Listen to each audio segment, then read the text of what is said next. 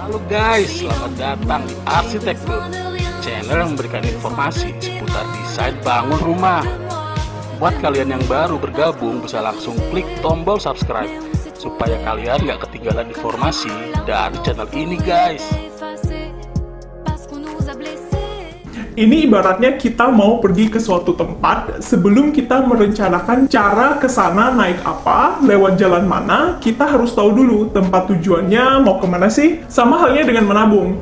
Kamu udah punya target, misalnya mau punya rumah 5 tahun dari sekarang. PR-nya adalah mencari tahu rumah yang kamu mau harganya berapa. Harganya berapa ini adalah tempat tujuan kita. Ini berarti harus ada kerjaan tambahan nih yang perlu kamu lakukan, seperti riset daerah mana yang kamu mau, berapa harga rumah di sekitar sana. Dari sana, kamu akan mendapatkan gambaran, misalnya harga rumah yang kamu inginkan adalah 1,5 miliar rupiah, dan DP yang berlaku yaitu sekitar 20%, jadi target yang harus kamu capai adalah sebesar 300 juta rupiah. Sama juga halnya dengan tabungan untuk nikah. Kalau untuk menikah, tiap orang punya preferensi masing-masing. Jadi aku sarankan kamu memikirkan terlebih dahulu nikah ideal yang kamu mau itu seperti apa.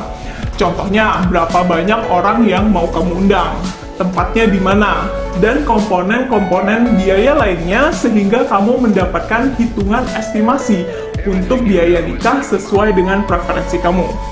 Sebagai contoh di video ini, kita ilustrasikan untuk nikah 150 juta rupiah ya.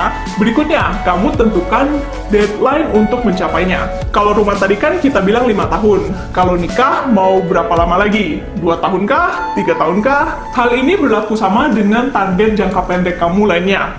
Jadi kalau kamu punya target lain seperti beli mobil, traveling ke luar negeri, dan apapun itu, kamu bisa mulai dengan menentukan berapa target uangnya dan berapa lama. Kalau kamu udah dapetin berapa target angkanya dan berapa lama, satu PR yang penting banget udah selesai. Hidup sehari-hari nggak mencukupi untuk menabung senilai yang tadi kita udah tetapkan. Kalau ini situasi kamu, kita langsung aja masuk ke langkah selanjutnya, yaitu hemat pengeluaran atau fleksibel dengan waktu atau target. Pertama, kamu evaluasi dulu dari pengeluaran bulanan kamu sekarang, ada nggak yang bisa kamu hemat? Sebagai ilustrasi lagi, gaji kamu 10 juta rupiah, pengeluaran kamu 6 juta rupiah per bulan. Berarti kamu punya sisa uang 4 juta rupiah. Kalau target nabung DP rumah tadi sebesar 5 juta per bulan, berarti kan masih kurang. Nah, strategi pertamanya, coba hitung dulu bisa nggak pengeluarannya dijadikan 5 juta atau 4,5 juta supaya kamu masih bisa nabung 5 juta rupiah per bulannya.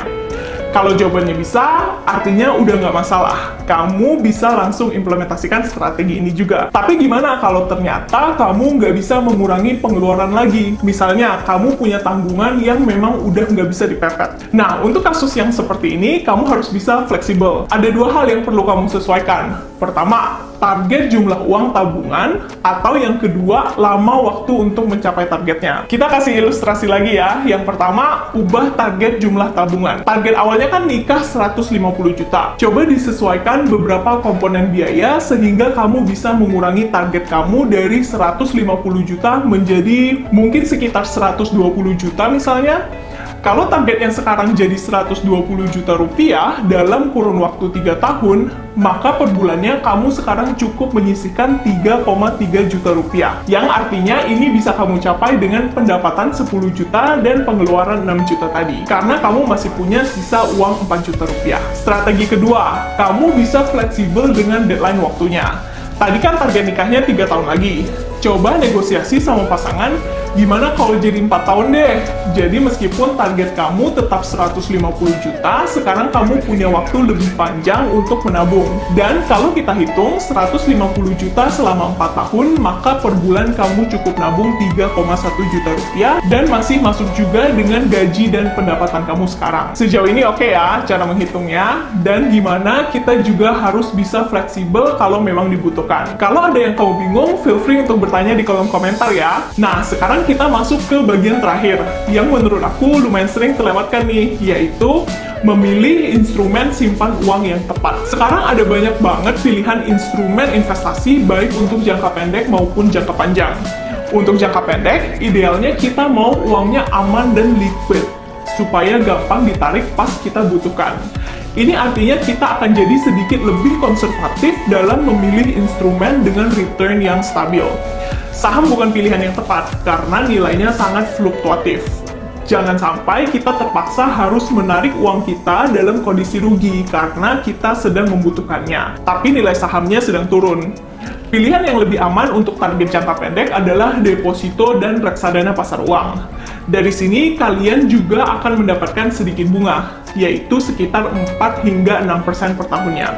Nah, saran aku bunganya jangan ditarik, tapi biarkan jadi berlipat ganda karena setiap tahunnya kan ada inflasi. Jadi bunga ini berperan untuk melawan inflasi. Kalaupun di kemudian hari 3 atau 4 tahun ke depan terjadi kenaikan harga, kalian nggak perlu khawatir karena nilai tabungan kalian juga bertumbuh lewat bunga yang kalian terima. Nah, kalau kepengen masukkan uang di instrumen yang lebih agresif seperti P2P lending contohnya, aku sarankan tetap ambil pilihan dengan risiko paling aman.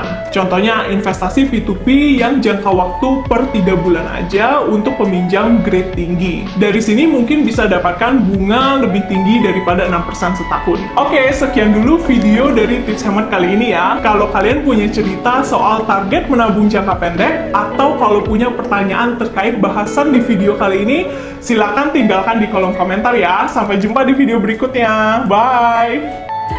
Halo guys, selamat datang di Arsitektur, channel yang memberikan informasi seputar desain bangun rumah. Buat kalian yang baru bergabung, bisa langsung klik tombol subscribe supaya kalian nggak ketinggalan informasi dari channel ini guys.